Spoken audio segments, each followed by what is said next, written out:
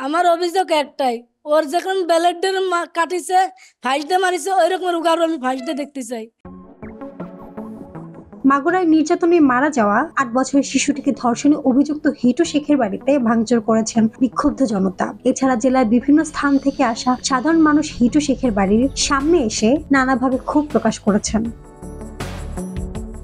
শুক্রবার 14 মার্চ সকালে মাগুরা শহরের নিজনান্দুয়ালি এলাকায় হিটু শেখের বাড়িতে গিয়ে দেখা যায় ভাঙচুর ও পোড়া বাড়িতেই কেউ ঢিলছুট দেয়াল ভাঙছেন, আবার কেউ বা গালাগালি করছেন। বেলা 11টার দিকে হিটু শেখের বাড়ির আঙ্গিনায় থাকা আম গাছ সহ বিভিন্ন ফলজ প্রায় 12টি গাছ কেটে ফেলেন স্থানীয়রা। এভাবে স্থানীয় সহ সাধারণ মানুষ ক্ষোভ প্রকাশ করেছেন। এর আগে বৃহস্পতিবার রাতে শিশুটির প্রথম জানাজার পর বিক্ষুব্ধরা হিটু শেখের বাড়িতে ভাঙচুর ও অগ্নিসংযোগ করেন। ফায়ার সার্ভিসের সদস্যরা খবর পাওয়ার পরও সেটি নেভাতে পারেনি। তারা অগ্নি নির্বাপন গাড়ি দিয়ে রওনা দিলেও বিক্ষুব্ধরা আটকে দিলে তারা ফিরে যেতে বাধ্য হয়।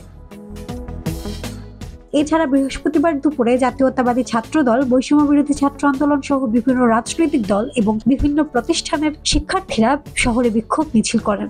অভিযুক্তদের ফাঁসির দাবিতে ঢাকা খুলনা মহাসড়কের ভায়নার মোড়ে অবরোধ করে রাখেন। এতে ঢাকা মাগুরা, যশোর মাগুরা ও ঝিনাইদহ মাগুরা সড়কে যান চলাচল বন্ধ হয়ে যায়। সড়ক ও মহাসড়ক জুড়ে সৃষ্টি হয় তীব্র যানজট। তবে রাত 9:30টার দিকে আইনশৃঙ্খলা বাহিনী পরিস্থিতি নিয়ন্ত্রণে আনে।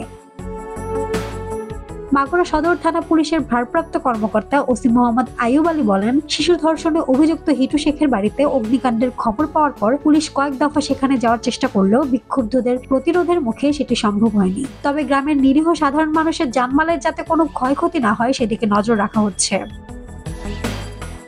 প্রসঙ্গত, মাগুরায় বোনের বাড়িতে বেড়াতে গিয়ে গত 5ই মার্চ রাতে ধর্ষণ ও নিপীড়নের শিকার হয় 8 বছরের শিশুটি। বোনের শ্বশুর তাকে ধর্ষণ করেছে বলে জানায় সে। ধর্ষণের ঘটনায় শিশুটি গুরুতর অসুস্থ হয়ে পড়ে। তার বোনের অভিযোগ, গুরুতর অসুস্থ হওয়ার পরও তাকে চিকিৎসার জন্য না নিয়ে উল্টো ঘরের ভেতরে আটকে রেখে নির্যাতন করা হয়।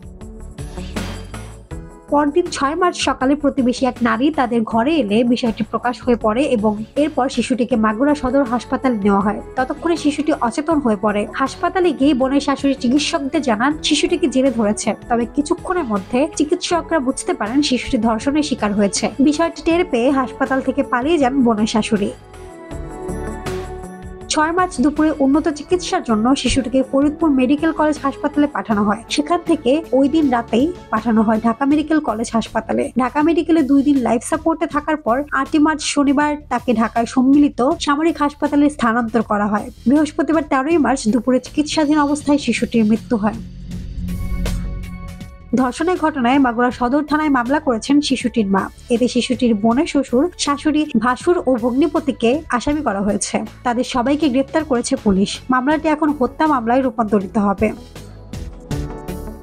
মাহমুদ আঞ্জু বৃষ্টি, ডেস্ক রিপোর্ট, কথা কম।